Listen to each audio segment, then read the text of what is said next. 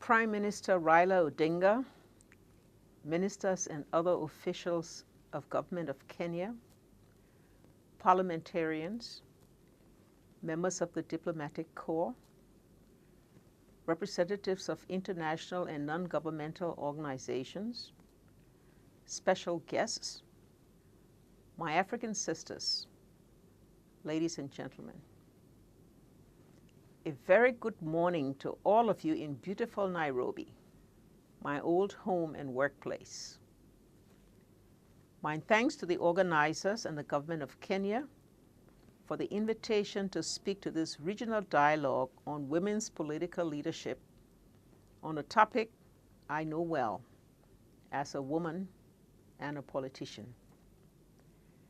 The challenges of ensuring women's equal participation in decision-making across Africa, from the grassroots up to the highest offices, are well known. You are here today because you believe that women's equal and full political participation can and must happen, not only regionally in Kenya, Rwanda, South Africa, Tanzania, or Uganda, but throughout our vast continent. To overcome the obstacles, it is imperative that we learn from each other and celebrate our victory on our long march toward gender equality.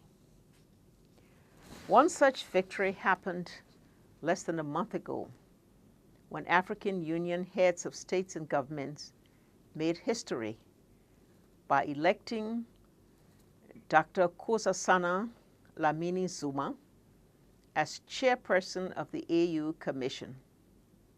As Dr. Zuma rightly pointed out, her election is not only a personal victory, but a victory for women and for Africa. A month earlier, Margaret Natango-Ziwa was elected the first female speaker in the history of the East African Parliament. Joyce Banda also made history in April by becoming Malawi's first and Africa's second female president. Sisters and friends, the low political participation by women occurs globally. For example, only 22 women serve as heads of states or government today. Women overall representation in parliament stands at 19.8%, the highest it has ever been, but still not high enough. Today, only 29 countries have achieved the Beijing Platform for Action target of a minimum of 30% women in decision-making positions. Constitutional and statutory quotas have been instrumental in this regard. On our continent, 8 African countries have more than 30% women in their national assemblies. Rwanda is celebrated worldwide as the country with the highest number of women parliamentarians at 56.3%. And South Africa is the second African country in this world classification at 45%. Other countries with high marks are Algeria, Angola, Burundi, Mozambique, Tanzania, and Uganda. I recently returned from Tanzania, where constitutional and statutory reforms have increased female representation in parliament to 36%. Uganda follows at 35% in parliament and 40% at the local government level. We applaud all of these sister countries. We expect Kenya to join their ranks in the very near future and congratulate the government and people for their decision to provide a constitutional gender quota requiring that no more than 2/3 of the member of every elected and appointed body be of the same gender. Dear friends, let me now speak briefly to the experience of my country, Liberia, where we have appointed more women to positions in government than at any time in our country's history. Women hold 31% of top ministerial posts and 29% and 25% respectively of the deputy and assistant minister positions.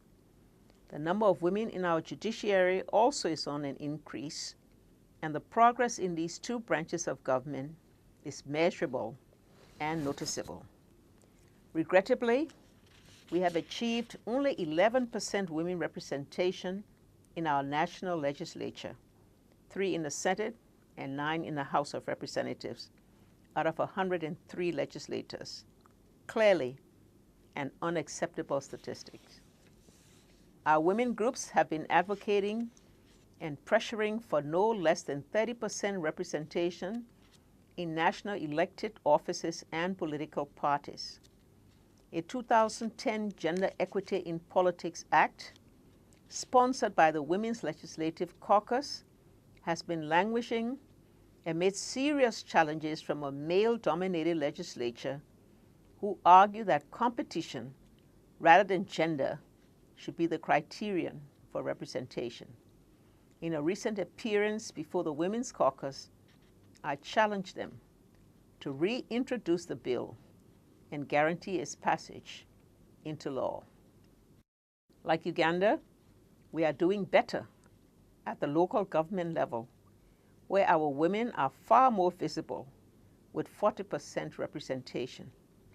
Women are superintendents in 5 of our 15 counties.